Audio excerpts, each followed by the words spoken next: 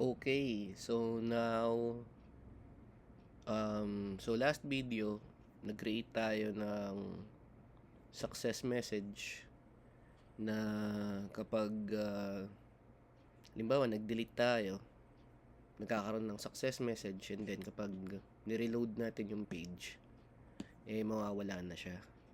Ngayon, bukod sa success, kailangan meron din tayong error message.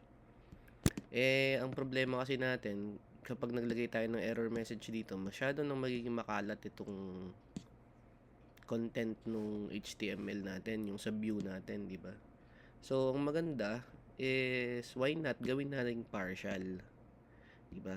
So, parang component na lang siya na tatawagin din, and then lilitaw yung mga messages natin. Okay. So, para magawa natin yun, ang gawin natin, dun sa partials natin, ayun, sa partials natin, mag-create tayo ng bagong file. Tapos pangalanan natin siyang message. So, sa loob ng partials ito, no? Message.php. Ayan. So, ngayon, yung success message natin doon sa ating dito sa ating index, sa index view natin, pwede na natin itong i-copy and then i-paste natin sa partials natin na message, diba? So, gawa tayo dito PHP, paste na lang natin din ayan, and then paste natin ulit. So, para saan naman yung isa? Gawa natin na yan. So, yung isa natin ay para naman sa error. Okay? So, meron tayong success message, meron tayong error message. Palitan na lang natin lahat nung success sa ilalim. Yan. So, error message and then error message. Ayan. So, save natin yan. So, now we have two messages. And then, bago hindi natin kulay, kung success is green, red naman si error. Okay? So, yun. Binago natin yung nakalagay from success message into error message, and then we just change the background color from green to red. But now, we have two messages na partials. So, now, pag bumalik tayo dito, so close ko na to. Pag bumalik tayo dito, ayan, dito sa index natin, pwede na nating tanggalin yan. And then, tatawagin na lang natin si yung partials natin. Include na lang natin dito. So, tawagin natin siya. Echo natin, load partial. And then we load. We'll just, ayan, tawagin mo lang, message. Diba? Ayun. So, malinis na ngayon yung index view natin. So, save natin. Reload natin to. And then, try natin mag-post ng job. Okay. So, kunwari, ano ba magandang job title? Natin, conductor. Job description, loves to travel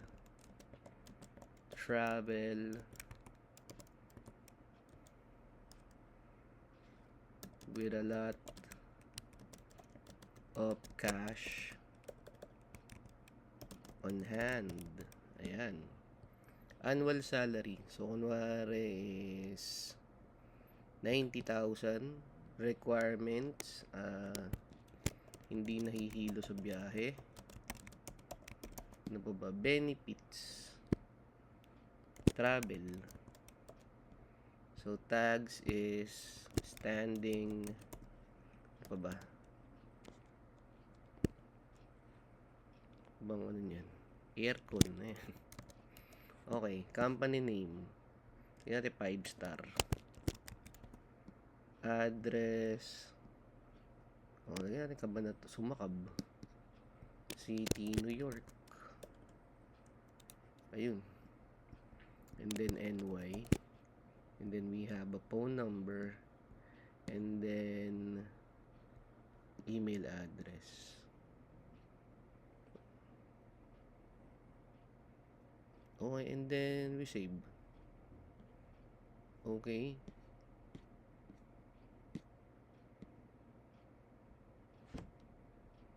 And then let's try to delete that. Pero hindi siya nag-load. Dapat lang may toto dito eh.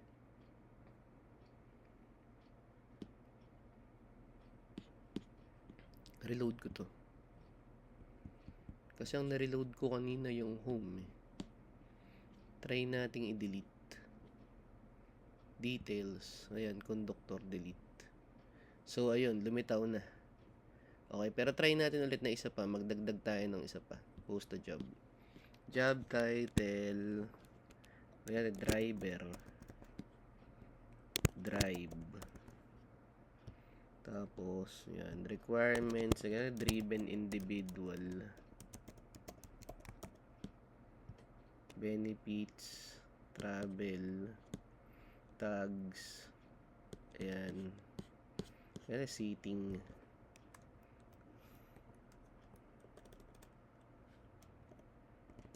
Okay, company name, NUST,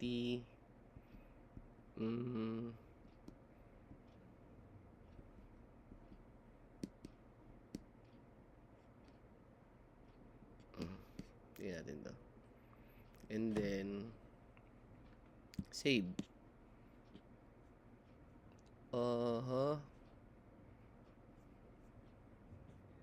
Goes in.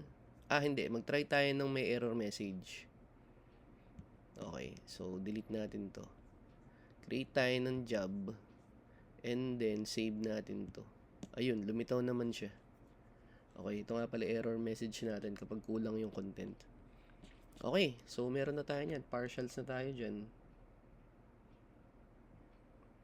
So, now, nakakapag-create na tayo ng flash messages. Ang gawin natin kasunod, ayun, dito sa details natin, pinagana na natin itong delete. Next natin gawin is mag-edit naman. Okay. Diba? So, let's just save this muna ulit. So, now, for editing, let's go back to the home. Ayan. Ngayon, sa edit natin, dyan papasok si put, di ba? So meron tayong get, meron tayong post. So meron tayong delete. Ngayon, dyan na natin gagamitin si put ngayon.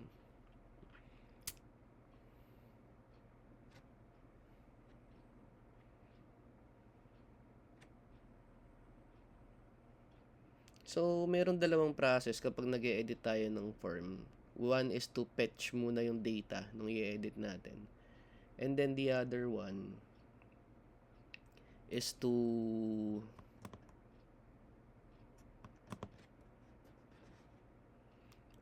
we need to create an edit form, fetch the data, and then handle the form submission nung bagong na-edit. Okay. So, sa unahin natin yung ayun, every time na we do some new changes, we need to create a new route. So we go to routes.php. Yan. Okay. So baba ko nga ito. Yan. So now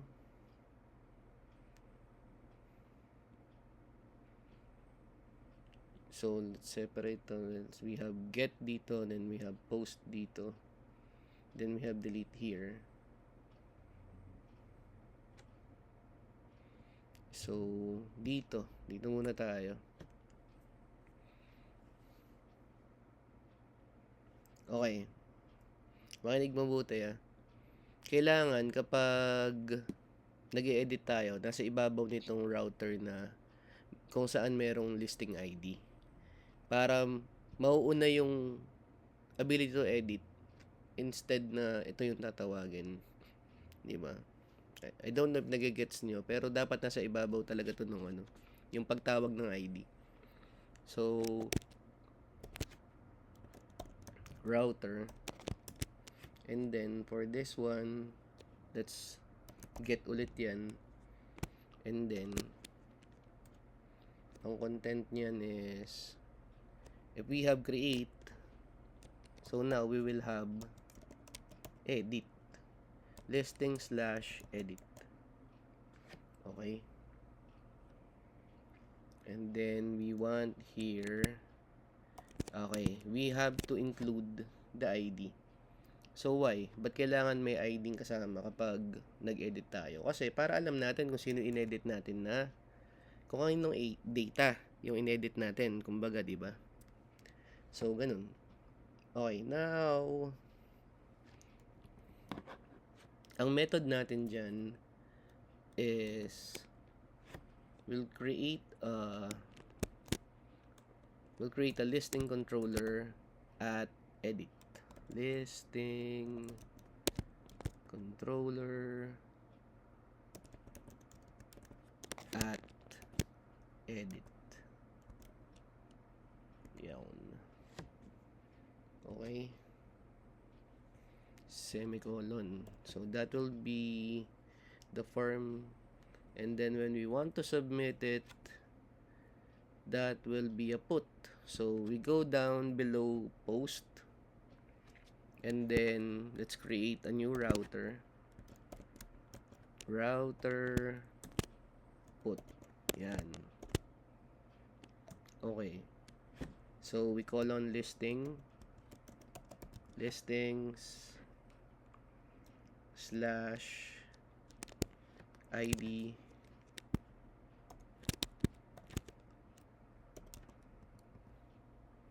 okay, semicolon, comma, listings ID, and then I'll just copy this, and instead of listing controller store, since this one's put, ang lalagay natin dyan is listing controller update. Okay, since yun ang ginagawa ng put, diba? Update. So now we have dalawang bagong routes. So now okay na tayo dito, pwede na itong isara. Okay, punta tayo ng router. Listing controller pala. Listing controller, this one, ayan. So below the redirect,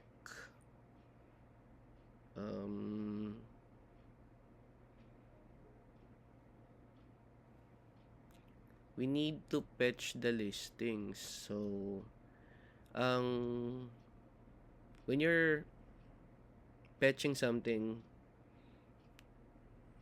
basically that's show dun sa dun sa function natin So hanapin natin yung function na yun, gayahin na lang natin yun. So dito, where's it? Ayun, public function show. Ayan. So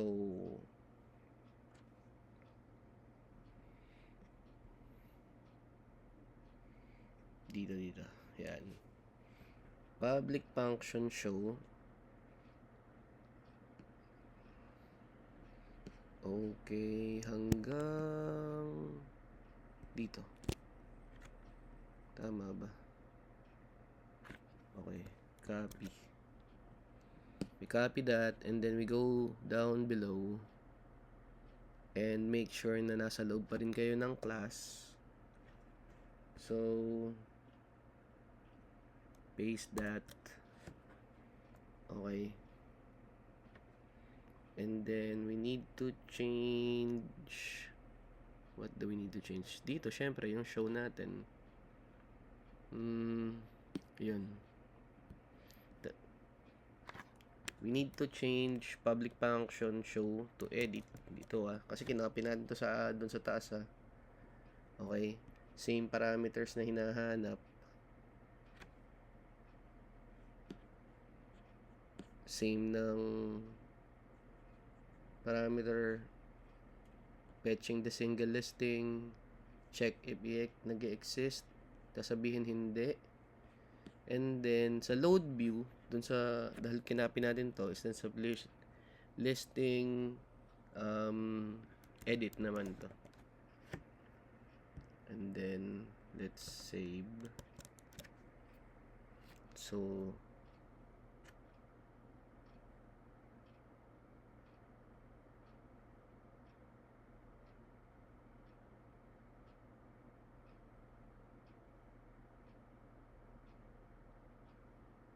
I think we're good muna dito. Sige.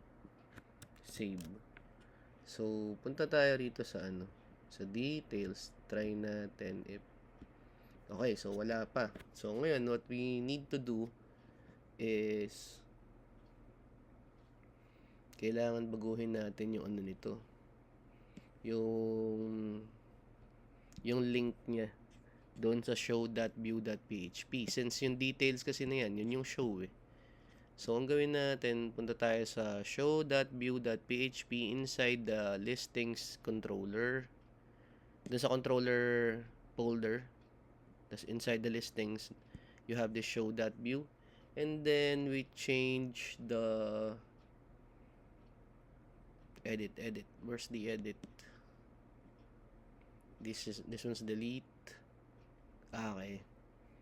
It's around line what line? Around line 13. So let's do here. Ayan, ito yung /edit. So ang gagawin natin dito ay dadagtungan natin to ng sarado ko to and then I'll zoom in. Ito line 13 ng show.view.php.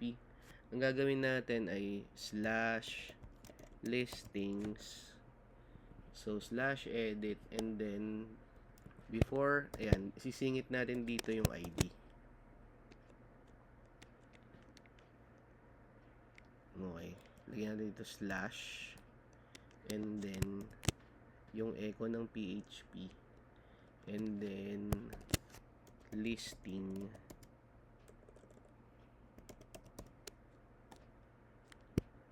and then ID.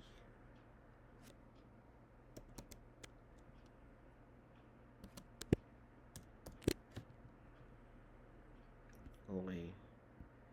So save natin. Reload natin to. And then check natin edit. Yun, view listings edit not found.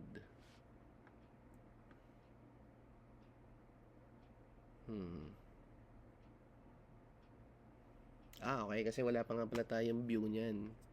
So, ngayon, gawa tayo ng dito. Sa view. Sa view natin, inside the listings folder, so meron tayong create dito, diba? Tas show. Inside the listings folder ng views, inside the app, no? Let's click up new file, create a new file, and then gawa tayo edit.view.php.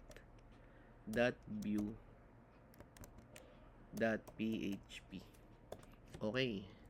So, ano ba laman itong edit natin? So, copy na lang natin itong create. Diba? So, copy natin to. Copy natin yan. Copy. Paste natin dun sa edit. Yan. Okay.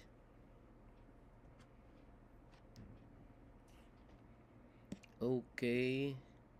So, we need to change a couple of things here. So,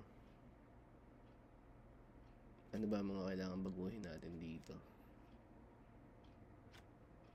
Okay. Number 1, edit job listing. Dito sa create job listing, edit job listing. Yan.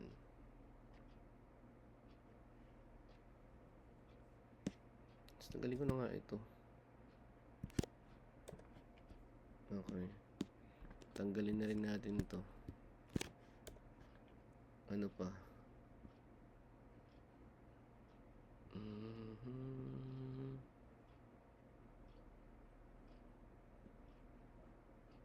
Meron naman tayong error din eh.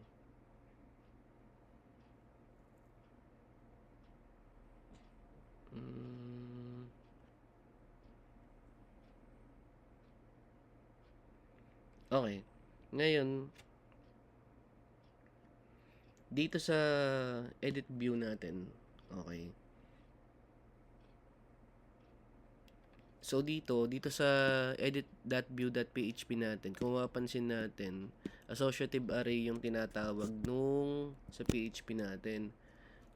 Since ang gagawin kasi ng edit is huhugutin niya from the database yung content, no? Kunwari yung title, hugutin niya yan. So anong gagawin natin? Ang gagawin natin is kapag kukuhanin from the database is you change it into the arrow. Yan. Kasi that's what we did before. So, ayun. Dito na yun sa description.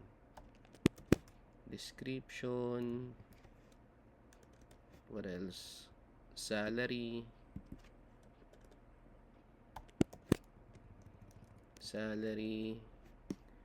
and then requirements,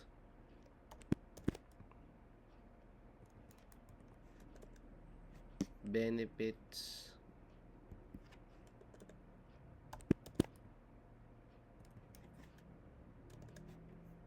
tags,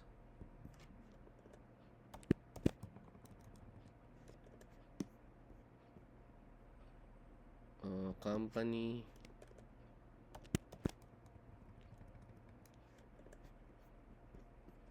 address,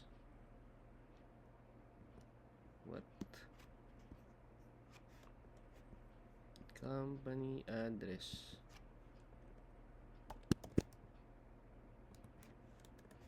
ano pa, city,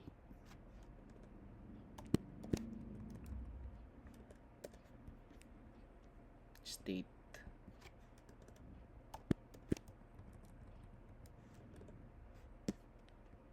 phone,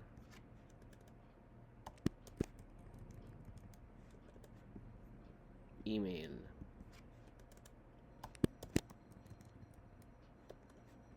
and then ano pa ba?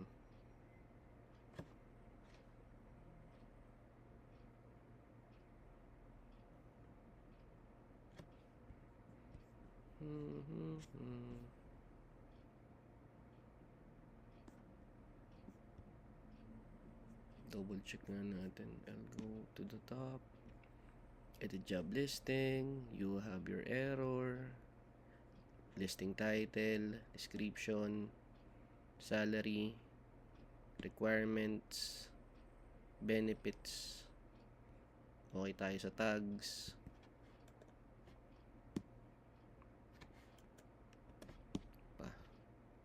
Company location, address, city, state, phone, email. I think we're good. Save. Refresh. Yon. Holy shit. You see that? Software engineer. We're seeking a skilled software engineer. Ganyan. O, diba? If you want to edit it, kunwari, palitan natin presyo. 90,000 to 100. Diba? So it's that easy.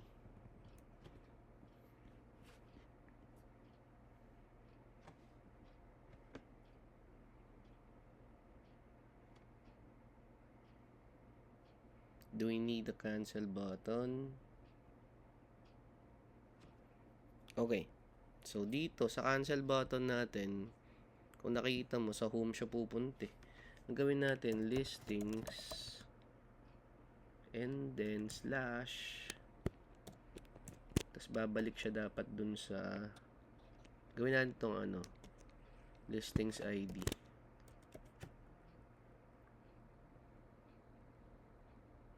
Listings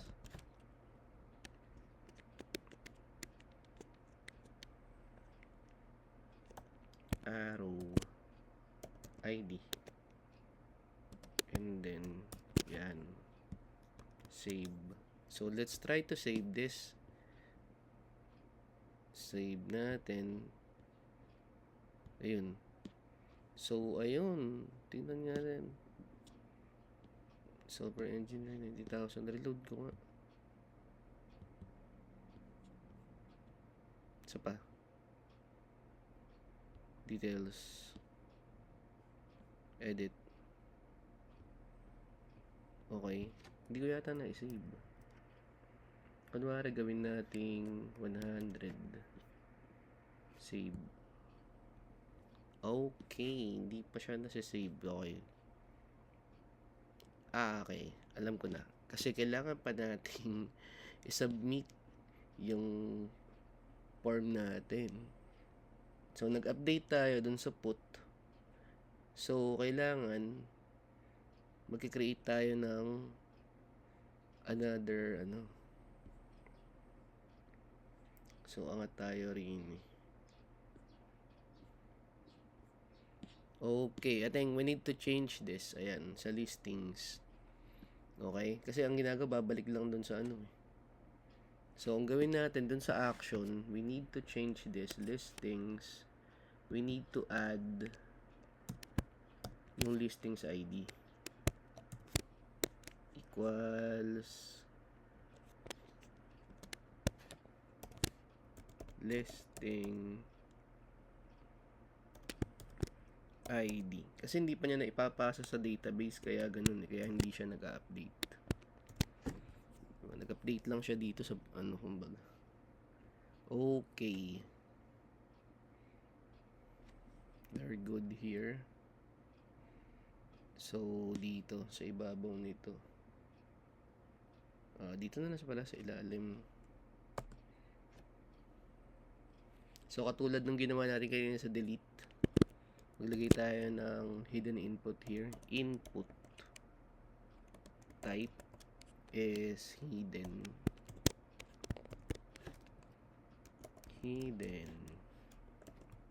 And then the name is, we call on the method again, the underscore method.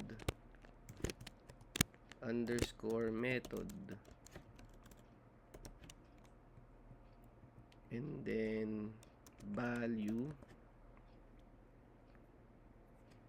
the value would be put, equals, so capital put, so that pag nakita nung router natin na yun yung hinahanap, that's a put request. So okay, we can close this. Okay, save natin.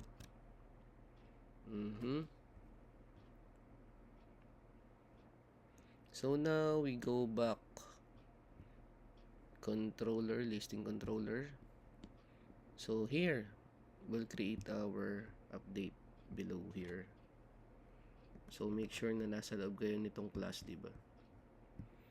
So gawa tayo ng comment.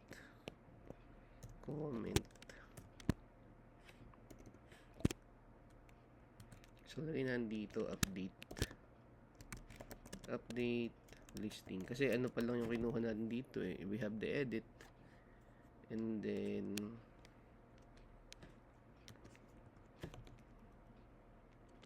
let's do this parameter is an array params, and then return void.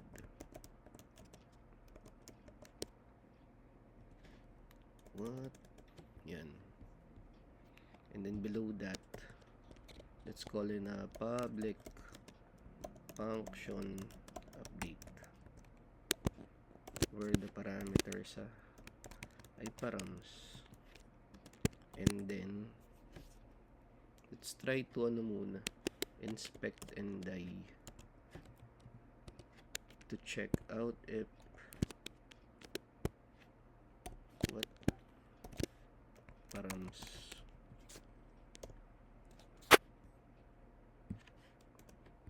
Save. So let's go here. Let's go there below. Dito pala niya nilagay. Nagdagdag siya. So hindi niya inedit. Diba? Okay. So yun na nga. Kinreate niya as as a new file. Diba? Okay, sige. So let's check.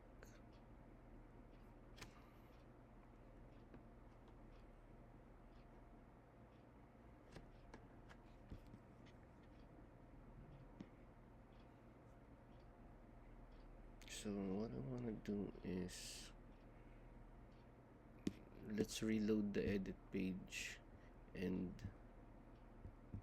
it's there. Okay.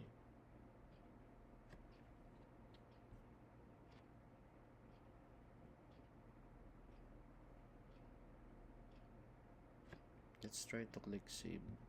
Yun. Okay, so we're good.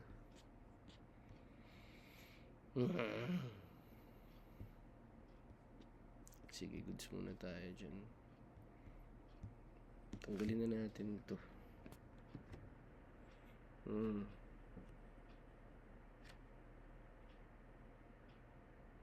So we need to fetch the data muna.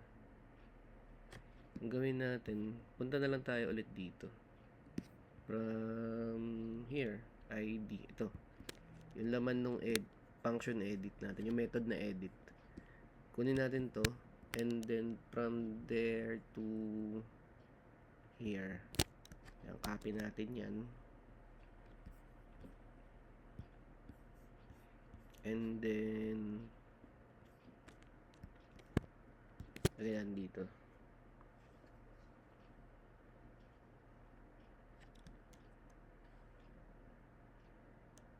Paste natin dyan.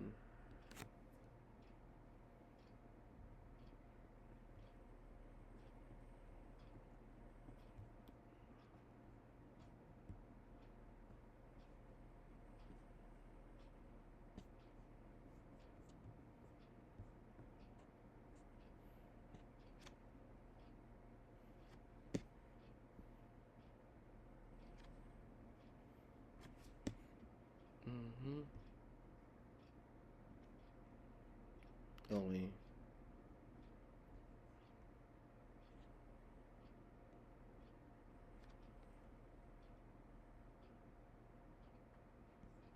So, yan.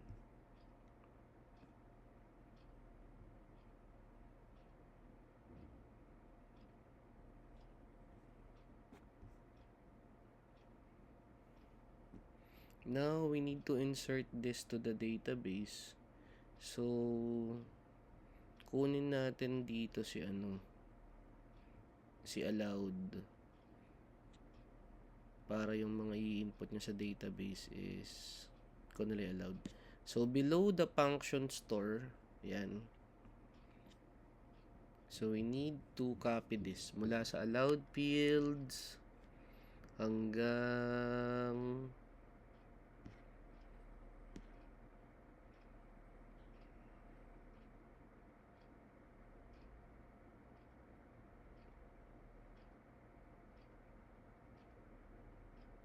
ito na lang muna.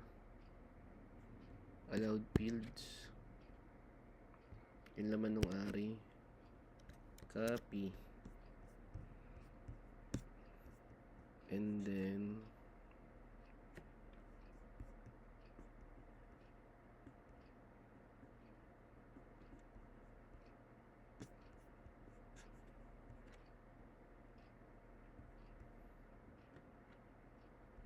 Teka.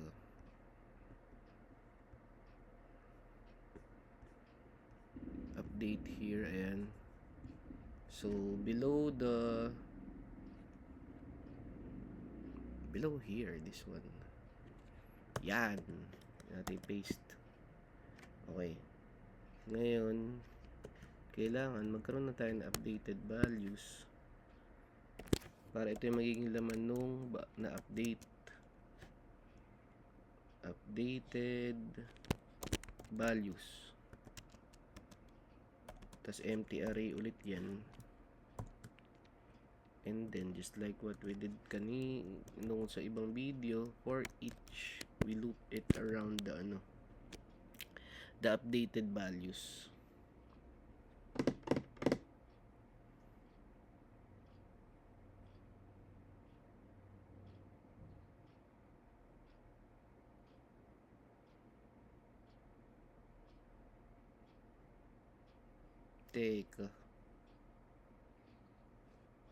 Teka, balik nga tayo sa sa store. Yung merong store. Ayun, dito sa kunin natin tong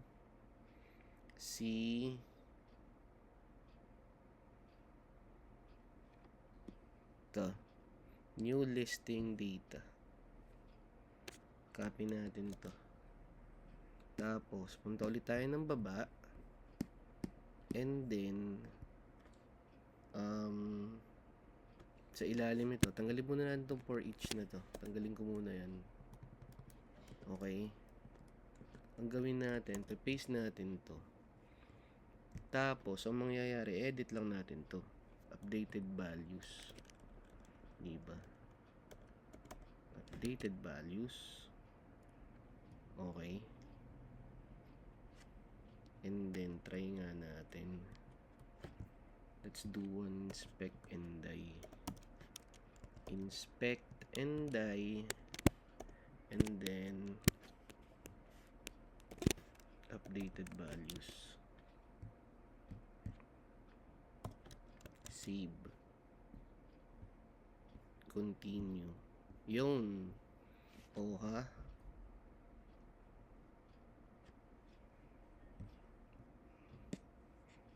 It's good. We're good. So, there's our data.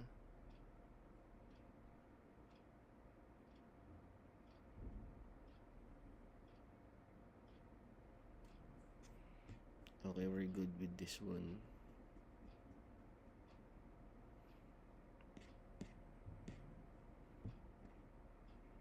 So, ngayon, we need to sanitize na yung data natin. Teka, dito nga sa baba.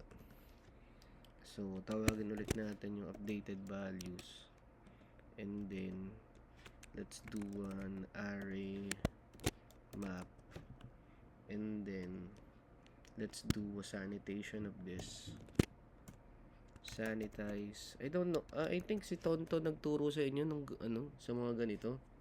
Sanitation. Parang sa subject niya yata yun. Updated values.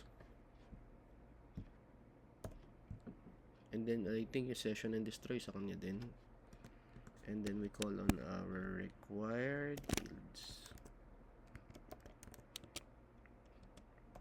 And then let's call on the array at ulit. Title,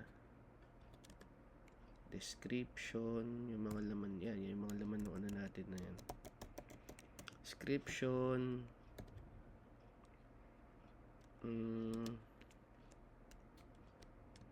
salary, ano ba yung mga required fields natin?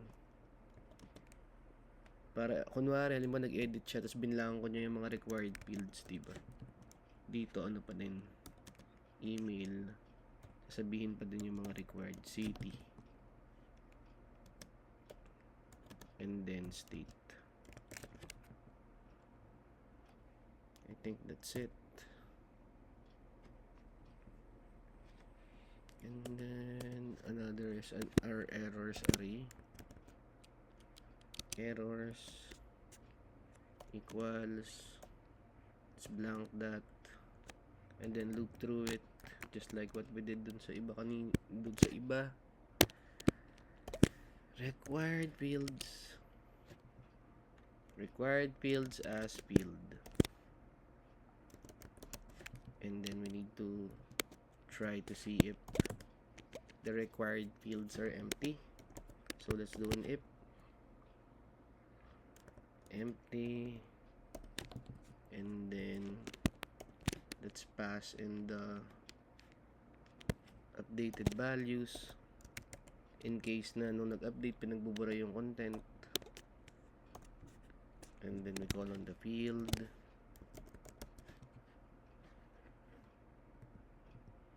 and then let's call on the validation class,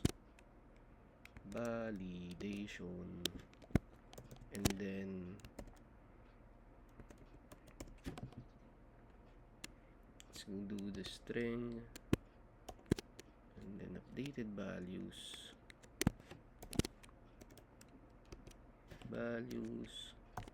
field. Okay, so that is how we check. What does it lock? I think another one of this. If empty, updated values field. Okay, sobra, hindi kulang yung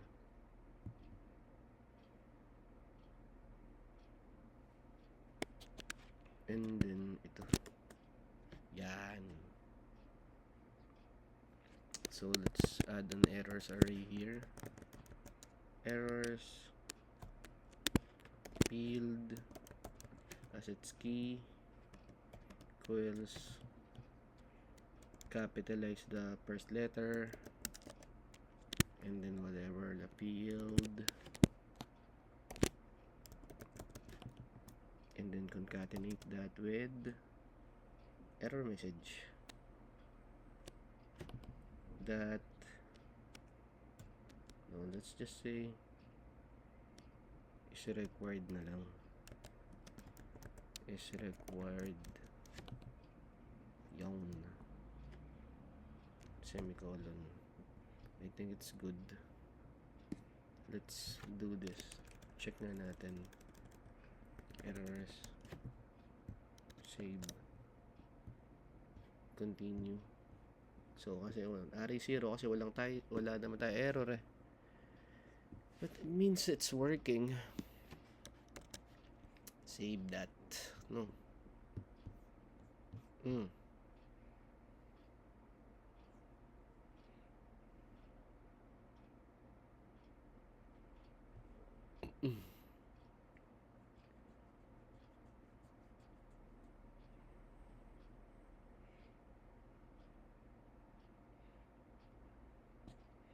Okay, now below that, let's continue.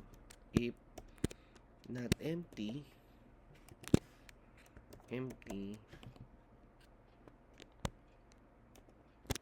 errors.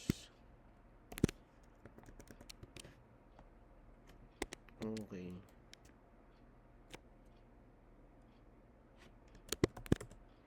Then we want to load view.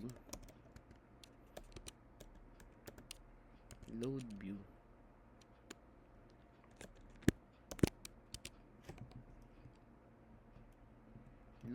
view listings / edit, and then pass in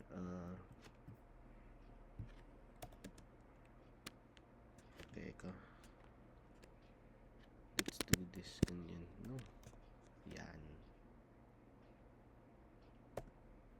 So let's pass in listing, and then the value is listing, comma. I think we're good. Yun lang yata.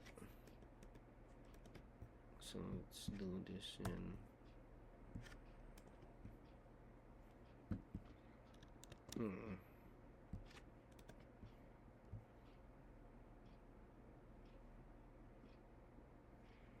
Okay, so this one, I think, ano yun nga. Hindi, teka pala. Error nga pala to. Error. To. Errors.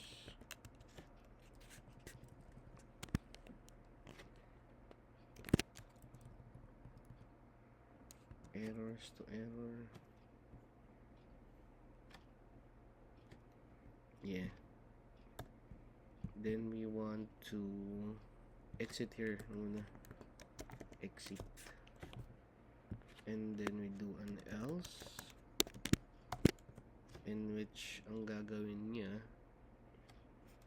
let's do a comment, is to submit it to the database. Submit to database na ng BB. Ayan. And then ano muna tayo? Lagyan natin spec and die. Success na lang muna. Kanya na lang muna. Success. And then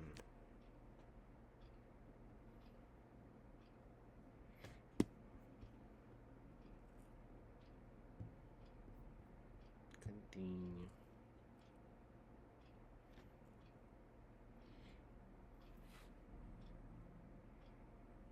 Okay, listings edit.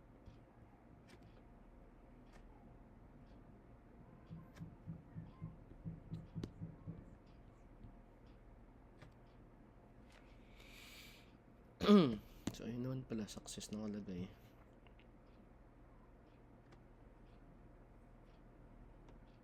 Okay.